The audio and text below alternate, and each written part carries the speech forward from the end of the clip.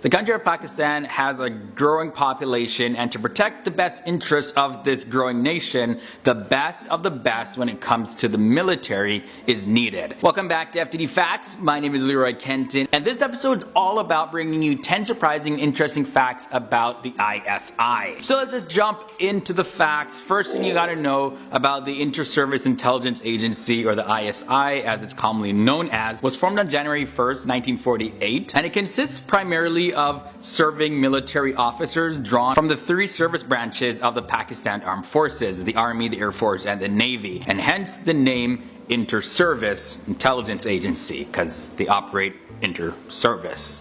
I don't think I have to explain that again. However, this agency also recruits many civilians. Now, did you know that it is the largest intelligence agency in the world? Apparently they have over 10,000 agents in the field worldwide. However, it is one of the least funded agencies in the world. It is above all laws in its home country of Pakistan, and it's often referred to as a state within a state because its policies are made outside of all other institutions with the exception of the army. Now, its personnel have never been caught on camera, which allows them to keep their identities secret, and the agents can safely carry out their jobs. It's also been listed as the best intelligence agency. The American Crime News declared Pakistan's Inter-Service Intelligence Agency to be the world's best and strongest intelligence agency, and this was back in the year 2011. The ISI has its headquarters in Islamabad, Pakistan, and its main aim is to maintain and protect Pakistan's national interests, to look into matters of political and social interest to Pakistan, as well as to advise the military as to what are the best steps to take. Over the years, they have stopped many attacks before they could even take place and have saved thousands of lives. Also, a huge accomplishment is that no ISI agents to this date have ever been caught or have been turned. Although it has never been verified, though, the Pakistani government has not yet taken responsibility for any alleged undercover agent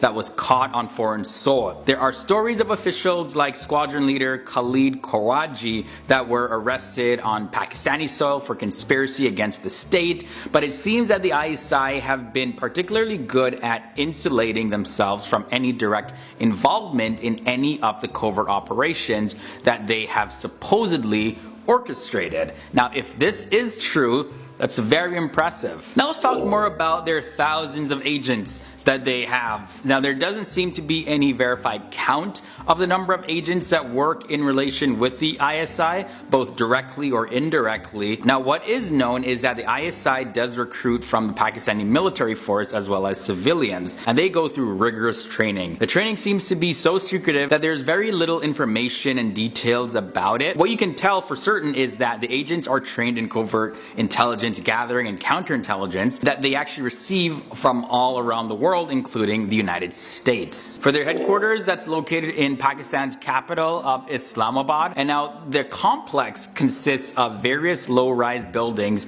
separated by lawns and fountains. Declan Walsh of the Guardian newspaper, he said that the entrance is subtly discreet, no sign, just a plainclothes officer holding a pistol, as well as they have soldiers that have sniffer dogs. And Walsh also said that the complex resembles a well-funded private university, and that the buildings are neatly tended, and the lawns are smooth, and the fountains are tinkling. And he described the central building, which houses the Director General's office on the top floor, as a modern structure with a round echoing lobby. Those were his exact words that I quoted there. Now let's talk about Operation Tupac next. It has nothing to do with the rapper, by the way, but Operation Tupac was the name of a three-part operation that was designed to secretly support the militants of Kashmir. Now, it was partly started by the President Zia-ul-Haq in the year 1988, and the name comes from Tupac Amaru II, the 18th century prince who led the War of Liberation in Peru against the Spanish rule. The ISI is currently engaged in covertly supporting the Kashmir militants in their fight against